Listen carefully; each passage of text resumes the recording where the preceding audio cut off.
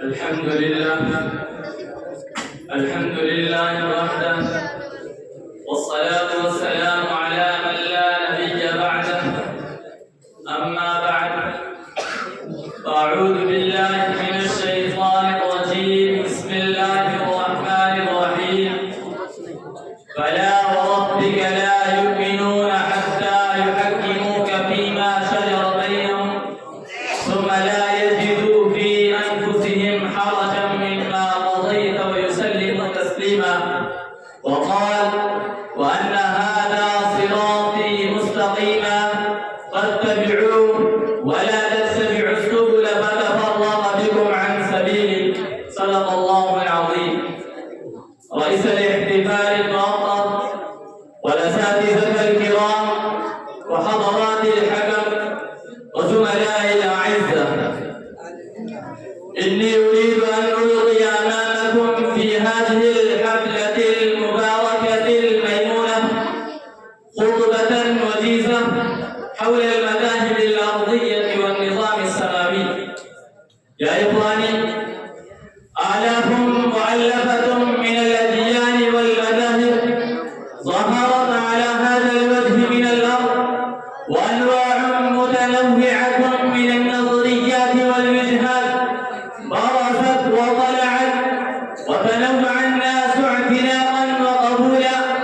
هذه أمة يهودية، هذه أمة نصرانية، هذه أمة بوذية، هذه أمة هندوية، هذه أمة برهمية، وما إلى ذلك من الأمم المتعددة المختلفة.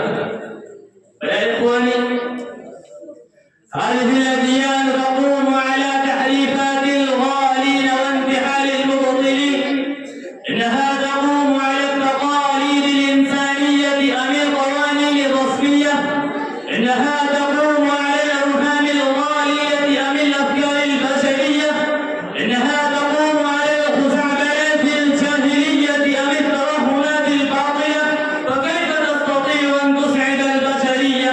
وكيف تضمن فلاحها ونجاحها؟ وكيف ترشد سبيلها ونهجها؟ وكيف تصلحها وتربيها تربية إنسانية، تربية خلقية، تربية تحث على الخير، تربية تمنع من الشر؟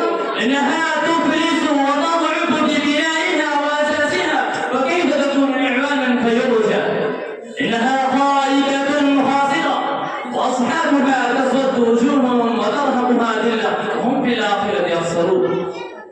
فيا إخواني، كيف تقابل هذه الأديان الإنسانية ذلك الدين القوي الذي أنزل من فوق 7 سماوات؟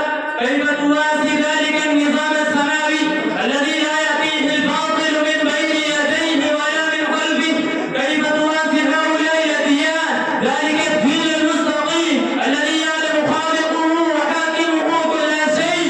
إنه عليم بذات الصدور، إنه غفور رحيم، إنه مالك يوم الدين، إنه خلق فقدر، إنه خلق فسوى، إنه ذو القوة المتين، إنه ذو العرش المجيد، إنه فعال لما يريد، إنه فالق الحب والنوى، إنه يخرج الحي من الميت ويخرج الميت من الحي، إنه صمد لم يلد ولم يولد ولم يكن له كفوا. فيا إخواني، هذا الدين السماوي والذي يسعد وينجي، والذي يصلح ويقيم، والذي يمنع الشر والفساد، والذي ينشر الأمن والعدل، والذي يربي تربية صالحة مفيدة عالية، تربية تهذب النفوس وتثقف العقول. وندعو الله تبارك وتعالى أن يوفقنا لتعلمه وفهمه ونشره في الآفاق إلى آخر الألفاظ. فيقول الشاعر: واجهد ولا تكسل ولا تك غافلا، واجهد ولا تكسل ولا تك غافلا، فندامة العقلاء لمن يتكاسل. أنا أكتفي بهذه الكلمات وآخر دعوانا الحمد لله رب العالمين.